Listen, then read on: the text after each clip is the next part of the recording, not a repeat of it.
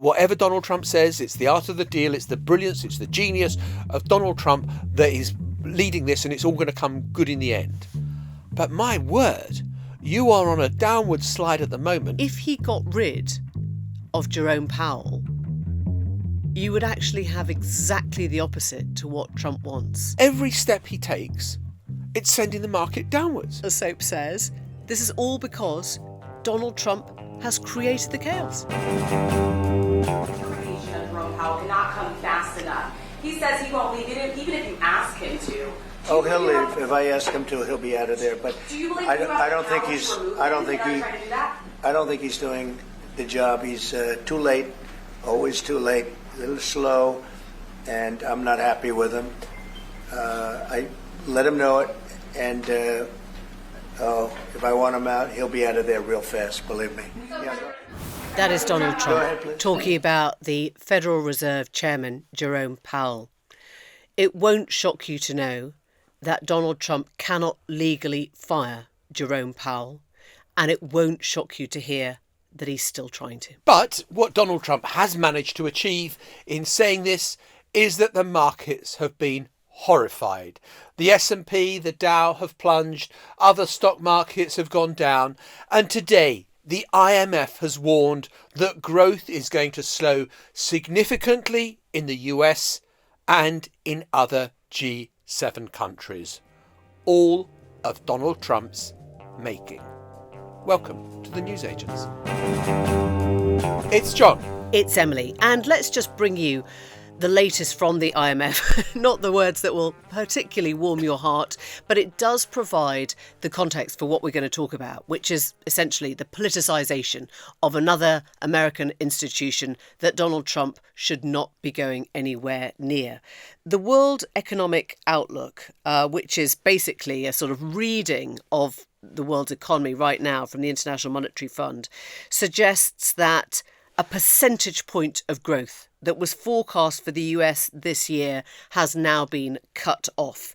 And it has also downgraded the outlook for all the other G7 nations, as well as for major economies. That includes China, India, Brazil and South Africa. What do all these countries have in common? Well, basically, we have all been on the receiving end of Donald Trump's very inconsistent policy, if you can call it that, on world trade. His introduction of tariffs, his threats, his numbers on the tariffs, and then his repealing of that with this kind of 90 days pause, a sword of Damocles hanging over every single country, trying to work out what their status is now vis-a-vis trade with America. And as you can kind of imagine, this has not been a great thing for markets. It's not been a great thing for stability. It's not encouraging people to invest in anything that looks like a solid and stable leader in America. And so what have people been doing? Well, they've been running away from traditional investments, putting their money in gold, which is the traditional asset of flight, essentially. It's what you go to if you don't trust national governments, central governments. And this is all because, as Soap says, this is all because Donald Trump has created the chaos. Each time you think, OK, we are over the worst of it. And we've had what's happened with the tariffs and the U-turns on that. You know, it was going to be 25% on some of these countries. Then the bond market kind of goes mad. US treasuries are kind of no one's buying US treasuries. And so America is having to offer a much higher interest rate. Oh, OK, I'll U-turn on that. Then he imposes a massive tariff on Chinese goods and then thinks, oh, crap, hang on, people have to pay more. Computers. Computers, iPhones. Oh, my God, we've got to... And he U-turns on that. Yeah. And so you've had inconsistency throughout. But Donald Trump opening up a new front by wanting to fire Jerome Powell, who runs the US central bank and is therefore setting interest rates. Donald Trump says, no, you've got to cut interest rates. Yeah. Well, unfortunately, Donald Trump, you don't make the decision on that. The chairman of the Federal Reserve makes the decision on that. You can make your opinion. But when you start saying... You can't even make your opinion, actually. Well, I mean, in a normal democracy, you respect the independence of the Bank of England or the Federal Reserve or the institution that has to work independently of government, so it is not politicised. But Donald Trump has politicised it, whether he likes it or not. So if Jay Powell stays in the job, people are going to think, well, has he made that decision because he's been lent on? Because he's been browbeaten by Trump? In which case, that is going to lead to a diminution in trust. And if Donald Trump does fire him, and we can go on to talk about the problems surrounding that, if he does fire him, then are people going to turn around and say, well, hang on, the person you've just put in is a lackey. So therefore, the Federal Reserve is not independent anymore. It's not going to be data-driven. It's going to be Trump-driven. And data-driven is much better than Trump-driven. Yeah, I mean, just to take you back to its foundation, the Federal Reserve was created by Congress. The founding statute guarantees the Federal Reserve's independence. And when Jerome Powell was asked about this, back in November, and subsequently, can Trump fire you? Is he threatening to fire you? Can he get rid of you? Jerome Powell's one-word answer is no. When it was first mooted back in November, he apparently told friends that if Trump tried to do that, he would fight him with every last nickel. And Jerome Powell's a man who has accrued quite not a few just nickels, but millions anyway. I don't think it can come to that. But why is Trump picking on Jerome Powell? Because in Trump's playbook, you need to find a face, a personality to blame. And over the COVID years, remember, it became Anthony Fauci, who was the man at the centre of, America's health policy that was trying to respond to that. He became the devil incarnate. I think it's now Jerome Powell's turn. And I think his idea is that if he exerts enough pressure on Jerome Powell will turn around and say, well, if I want to keep my job, I'll cut interest rates. Of course he can't do that, because that undermines the whole thing. The whole point of the Fed, essentially, its mandate is to preserve stability, to preserve price stability. What has Trump done? He's managed to create price instability with all his tariffs coming and going. And so I think if he got rid of Jerome Powell, you would actually have exactly the opposite to what Trump wants. Not only would you have instability, not only would you have markets crashing, you'd essentially have interest rates going up to 6% because nobody would trust this central independent body anymore. Look, let's start from basics. Nothing can ever be Donald Trump's fault. So when you've got market instability as a result of his tariffs policy, he needs someone to blame. Jerome Powell is not someone that Donald Trump has appointed in the last few months to do the job, although he was appointed by Donald Trump originally. Then you say, OK, well, who can I blame for the instability? I'll blame Jerome Powell. Yeah. What's the result of that? You create new instability. You create new instability over the independence of the Federal Reserve. The dollar is the international reserve currency. If it is going to remain like that, then you need to have someone who is seen to have rock solid integrity as chairman of the Fed.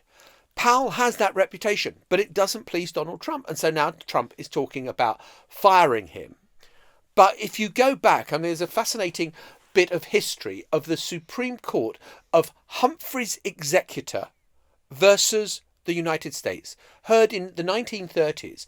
And this was a guy who was the Federal Trade Commission guy, Humphreys, who FDR thought wasn't sympathetic enough to the New Deal. So FDR fires him. He says, you can't fire me. Humphreys, poor bloke, then dies. So the executor of Humphrey's will takes it to the Supreme Court. Amazing. And the Supreme Court finds in favour of Humphrey's executor that FDR was wrong to have fired him because it was a quasi-judicial appointment and therefore out of the scope of the president to fire him for political reasons. If he wants to fire any member of his cabinet, of course he can do that for political reasons. But these are quasi-independent roles.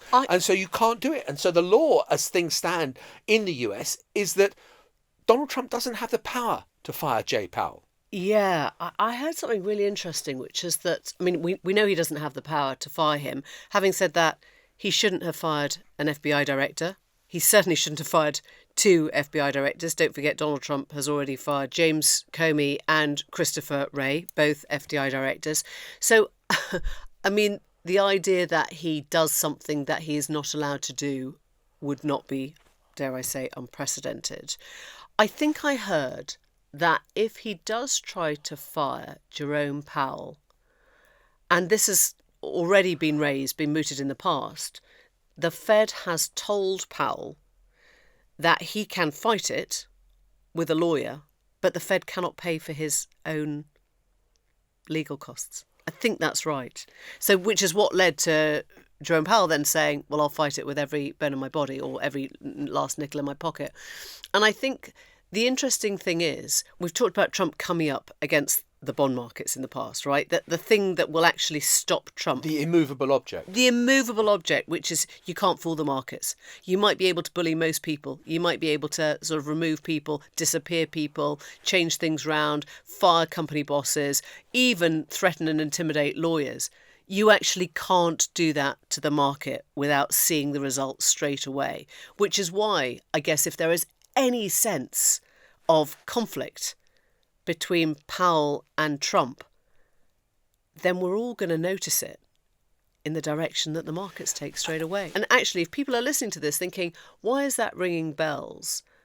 Liz Truss tried to do exactly the same. She tried to blame Andrew Bailey for her own f***ups, with the pensions market in 2022. I mean, she laid the blame directly at his feet. It was straight out of the Trump playbook. But America is so much bigger and so much more powerful. The thing I find really struggle to understand is that all through the Trump first term, whenever the markets hit a new record high, Trump used to venerate every success in the market. Stock markets reached another high. It's all down to me. Your great president, Donald Trump. And now, every step he takes, it's sending the market downwards. The inconsistency over tariffs. The S&P 500 falls another 2.5%, and then another 2.5%. I want to fire Jerome Powell. Another 2.5% goes off. And people are looking in America at their pensions and their 401k and their savings and their investment accounts. And remember, Americans are much more exposed to the stock market, generally speaking, than we are here. And they're thinking, what the hell is happening? Now, sure, there's still a lot of people who believe that whatever Donald Trump says, it's the art of the deal, it's the brilliance, it's the genius of Donald Trump that is leading this, and it's all going to come good in the end. But my word, you are on a downward slide at the moment, and every step that Donald Trump seems to be taking is making it worse. Yeah. I mean, this is not the first time. Trump has already been there. Back in November 2018, when he started the whole criticism of Jerome Powell, who, as you say, he appointed. And what happened? The markets tanked. So it's not like he can't learn from his own lessons in history already. But we're going to speak to somebody now who puts the whole thing in context for us, a former senior advisor to Mark Carney at the Bank of England, Huw Van Steenis. Huw, do you think that Trump could actually fire Jerome Powell? So honest answer is none of us know. I mean, I think there are some theories that he's trying to lay the ground to be able to blame Powell for any economic fallout. It's also possible that, a bit like Nixon in the 70s, he just wants to jawbone the central bank governor to cut rates to offset the shock that he's inflicted through the tariffs. So I think it's possible, but it may also just be a way to try and just put huge pressure on the Fed to be accommodative.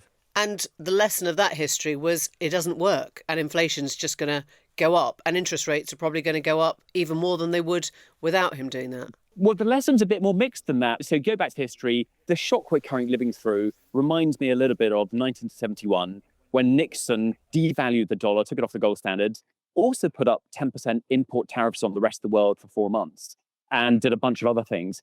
Now, at that point, it created the seeds for the inflation in the 70s, but Nixon put huge pressure on the then Fed Governor Burns to cut interest rates, which he did, helping Nixon secure the win in 1972. So politically, actually, jawboning worked. Unfortunately, though, it created huge economic chaos in the 70s. And I think what we've seen with Jerome Powell is he's a real student of history. And whenever you look at the big pivotal decisions he's taken, he's always learned from Volcker, who was the successor, who had to clear up the mess. Yeah, so Huw, I mean, the thing, I suppose it's a follow-on from Emily's question, but you look at history, you look in 1930, Smoot-Hawley and the tariffs then, you look in 71, and yeah, it may have won Nixon an election, but creates financial chaos. Why does Trump think that it will be any different this time when we are in a world where the bond markets are so much more powerful?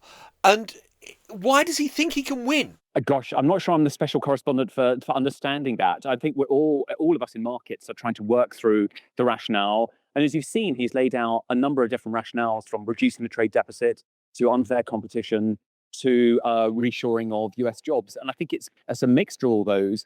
I think the challenge is certainly many folk I meet, investors, would be supportive of some of his talking points about trying to reshore some of the jobs. The challenge is the way he's going about it, which is causing, some real economic chaos. And as you said, will ripple through the ages. I mean, it's clearly already cancelling orders for US businesses. Let's imagine a sort of worst case scenario in which Trump does try to fire Jerome Powell.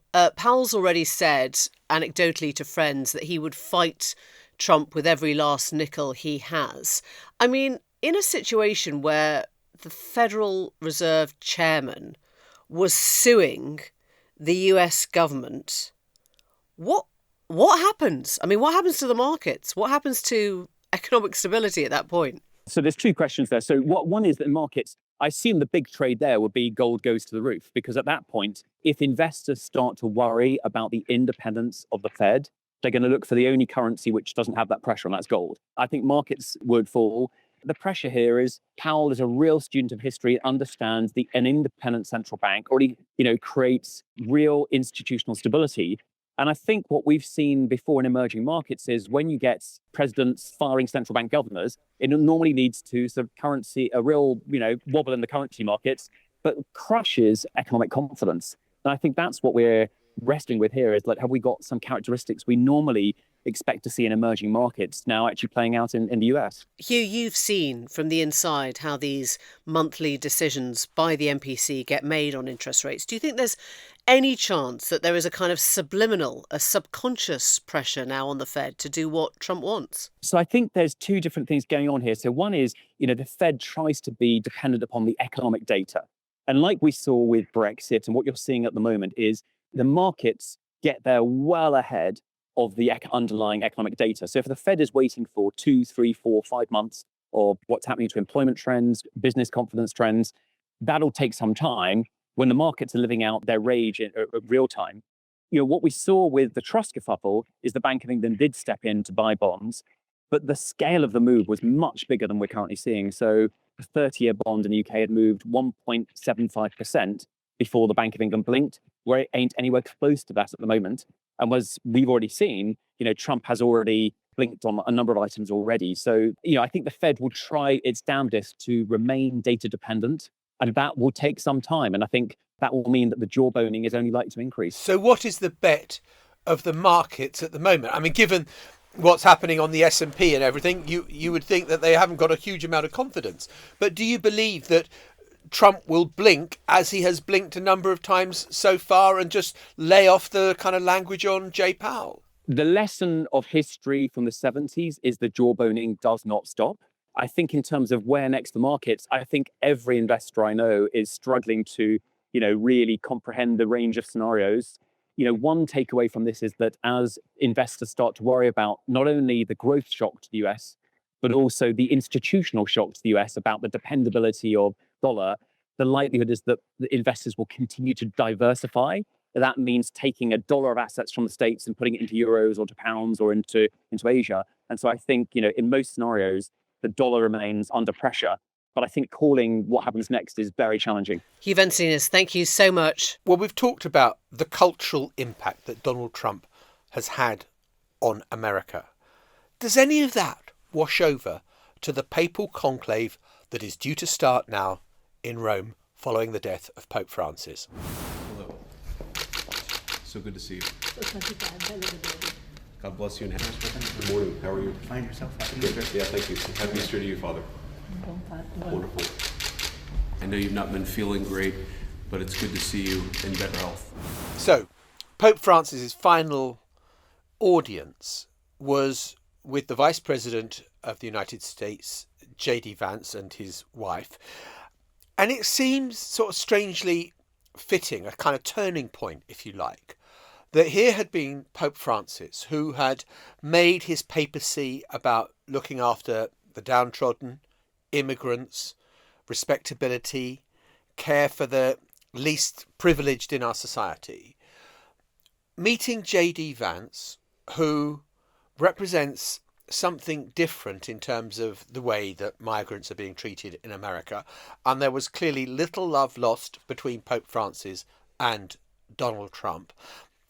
There were some who made the tasteless joke in liberal circles that perhaps J.D. Vance had done for the Pope what Liz Truss had done for the Queen, because she was the last person to see the Queen before she died. Yeah, and I guess the conversation is now turning to the shape of Catholicism in its next guise. And Pope Francis was extremely clever, I think, with words, at being just ambiguous enough to put a kind of fire in the flames of some of the most controversial issues without actually changing anything or suggesting they should change. When he was asked about gay marriage, for example, one of his early comments was this curious phrase, "Who am I to judge?" Right?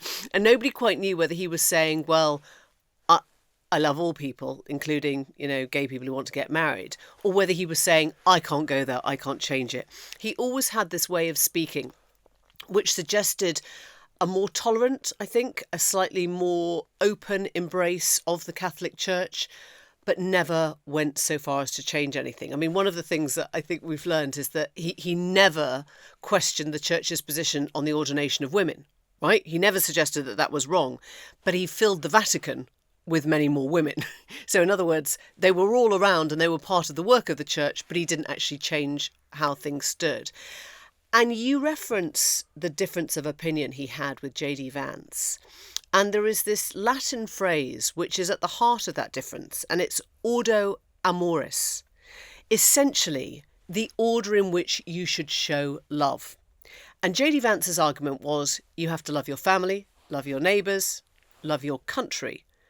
Don't worry so much about the immigrants. Don't worry about the other guys. They came much further down the pecking order. And Pope Francis inverted this and said, actually, that's not how the order of love works. You have to love people essentially in order of need, right? That was the story of the Good Samaritan. You show love in the order that it is needed. You can't just use it as a way of kicking out immigrants. And he was really outspoken on questions of immigration. He was really outspoken on Gaza. He was really outspoken on Ukraine. There were sort of areas where he dabbled and then had to kind of correct things and get them wrong. But he was a much bigger sort of political figure, I think, to anything that had been before him, because he did, as I say, he sort of dabbled in these incredibly controversial issues, gave you the sense that he would like the Church to change things, but never actually nailed that on. I think that shows Pope Francis as a sort of someone who is very aware of the political power he has, but he's not a politician. Yeah. And so he kind of gave the impression, as you say, I think it was right, of being more liberal. But he wasn't he's not a blanket liberal on everything. Yeah, he was much more environmentally concerned than, say... Definitely. Put climate change right at the top of the Church's concerns. Than, say, the Donald Trump administration would be, which says, right, once again, we're walking away from the Paris Climate Accord. I mean, I think the really interesting question is the extent to which the new Pope represents continuity, or whether the new Pope is somehow in the process of the secrecy of the conclave, and we're not here to talk about all that goes on, behind those closed doors where they haven't got their mobile phones. But surely any cardinal who's voting cannot be unaware of the culture wars that are raging around the world about these issues of DEI and whatever else you want to talk about, that Trump has put centre stage, and whether that has any bearing in the shape of a new Pope that will emerge. Will that be a new Pope that is kind of sympathetic to this conservative backlash, or will the Catholic Church continue to be a bulwark that says, well, hang on, we're for a slightly different type of society? Yeah, so the conclave, the people that will vote in the next Pope, make that choice, is about 120 cardinals. 80% of those were put in position by Pope Francis, right? So on the one hand, some of the names that you're hearing, the front runners, like Tagle, the Filipino cardinal, some of them were his protégés. Many of them were progressives.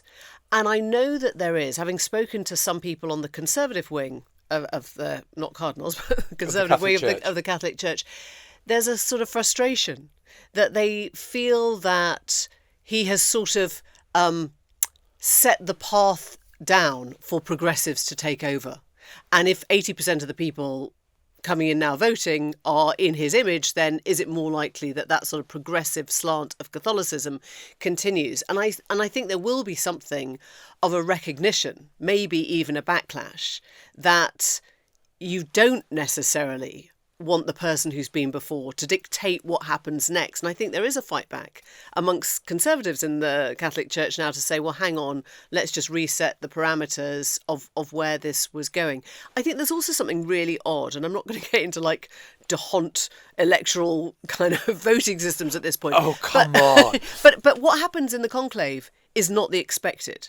I mean, I'm not even talking about the film now, but we could. You've probably all seen the film. But Pope Francis I don't think he wasn't on anyone's list at the time. You know, he came from Argentina. He was the first Latin American pope. I think he was one of the first non-European popes for like 1300 years or something. So, you know, there isn't a lot of precedent to go outside Europe. I think people are now looking to Africa. Will it be the first African pope? Will it be the first Asia? South Asian pope? You know, I mentioned Tagle, the Filipino frontrunner. But I think the one thing we've learned is that people come in with one idea, and obviously you can't vote for yourself, so you have to wait for your mates to do it, and your mates have to put you for, your cardinal mates, and then you end up with something that is inevitably going to be a slight compromise. It's if you've ever tried to judge something, and you all end up not agreeing on the first choice, so everyone chooses the third choice because it's the one they can agree on. Do you know what I mean? I sometimes think that it's a much looser system of electoral values than if you... You said the DeHunt system. I would say it's the alternative vote system, where what you get is not who people want the most, but who people mind the least. And that is the sort of process that happens, I think, in a conclave that you can rally around. I mean, the kind of old line about a conclave is that the person who goes in as the next pope emerges as a cardinal because the favourite never wins. Exactly. in a conclave. And there are much more complicated and subtle reasons.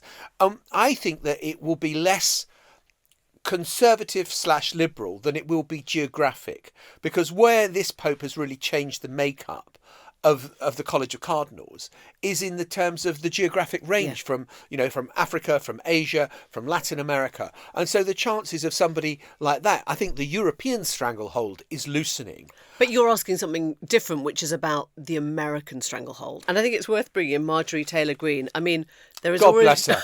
There's God bless always her. a Marjorie Taylor Greene Twitter post.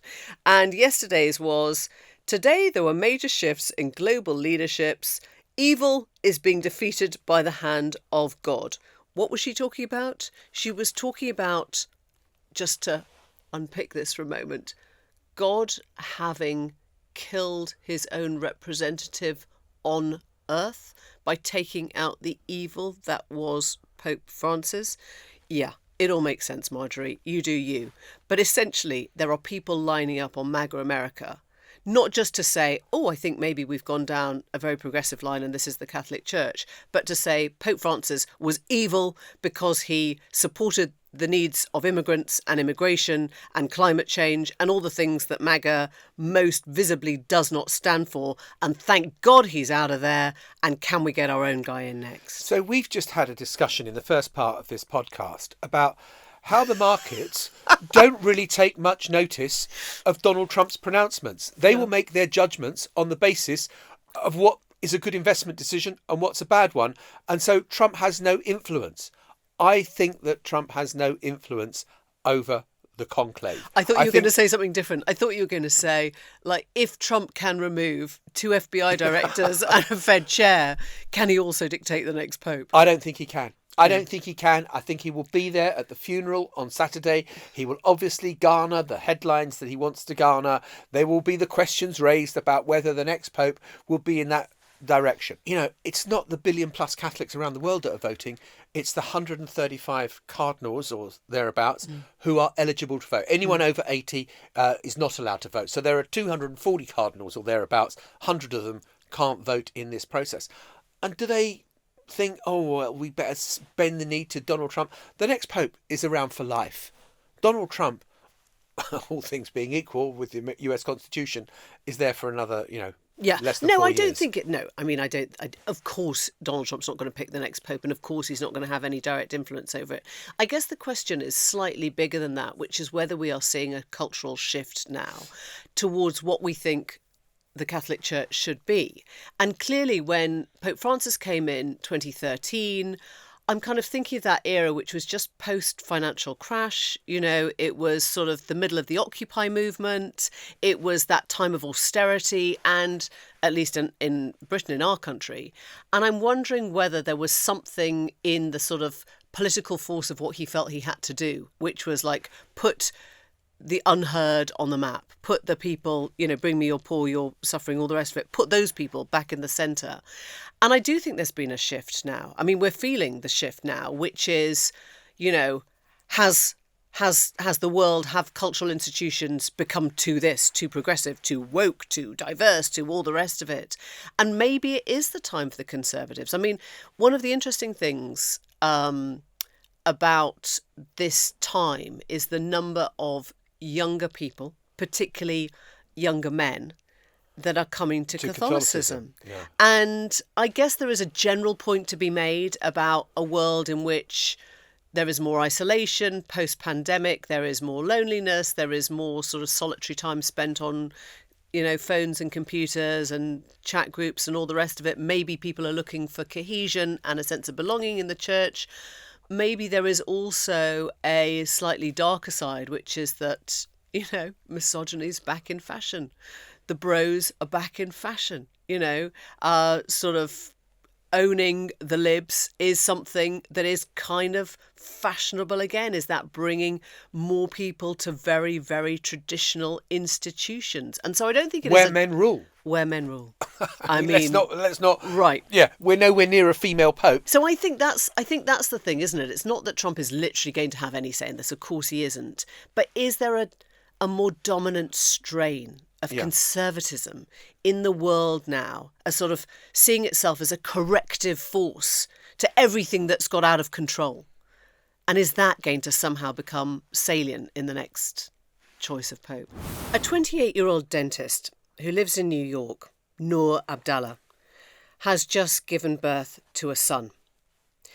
And this has become international news for the rather dark reason that the baby she has just given birth to is the son of a man, a Columbia University student who has just been detained by the ICE immigration officials on behalf of Trump's government and sent off to detention in Louisiana. He wasn't present for the birth of his child. And he is one of a growing number of people who are on campus and being disappeared, taken out of their university without any due process, without any recall, with very little explanation. What is happening in American universities, and there are a number of threads that need to be stitched together here, is honestly astonishing, disturbing, dystopian in some ways, in the sense that you've got people on campus who are from overseas being told, don't go out alone at night by yourself. And I was talking to someone at the weekend whose daughter has been told this because she's from overseas. Not because there's a rapist on the loose, but because you might be picked up by immigration and customs enforcement officials, the ICE officers, who are rounding up people who they think, and initially it started as sort of pro-Palestinian activists who may have, you know, been kind of part of anti-Semitic protests or whatever. But it's got wider than that, so that anyone who's kind of they don't like, and it seems that the US administration has revoked the visas of around 5,000 foreign students. It comes at a time when Trump is clamping down on Harvard and other universities. It is Trump trying to assert absolute control over universities, their campuses, and what they're teaching. Yeah, and Mahmoud Khalil, we should say, to put this in context, is a Palestinian activist. He has been somebody who's been very vocal on campus. He hasn't committed any crime. He has not been convicted for anything, but he was part of the negotiating team between students and the faculty in terms of what was allowed on Columbia last year for the Palestinian protests. Now, I think it is fair to say that you have to work out what policy you're going to have towards out of university protests on your university campus, which is something that flared up last year when they felt that a lot of the protesters that were coming in weren't part of the faculty, they weren't part of the students, they were kind of people from out of town using Columbia as a place to make it their ground zero, their place for protest. But this does not explain why you would actually remove somebody, take away their visa and detain them for their right to protest. And this goes back to a 1952 law, which the federal government is now invoking, which allows them to revoke visas, as you've said, we think up to 5,000 so far, if they can say that a student was acting against the interests of US foreign policy. Obviously, the 1950s, the beginning of the Cold War, this was McCarthyism. McCarthyism, Reds under the bed, all the rest of it. And there is now a website, and I've been told by students and their parents, and my understanding is that faculty members are checking this website. It's called SEVIS, SEVIS, and it announces on a weekly basis, I think maybe it's even a daily basis, which visas have been revoked. So students are now being told, as you say, you should carry around a passport and ID card. International students who are not living on campus have been told they should move back onto campus, and they should have the university or the campus emergency number in their phones in case they are taken away. The buddy system is something that is sort of unworldly, isn't it? That you have to be with a friend at all times in case you are forcibly removed. We're talking about America, not some tin pot dictatorship here, or at least we didn't think so. We'll be back with a lot more on this on the US edition of The Newsagents tomorrow. We'll see you then. Bye-bye. The Newsagents. This is a Global Player original podcast.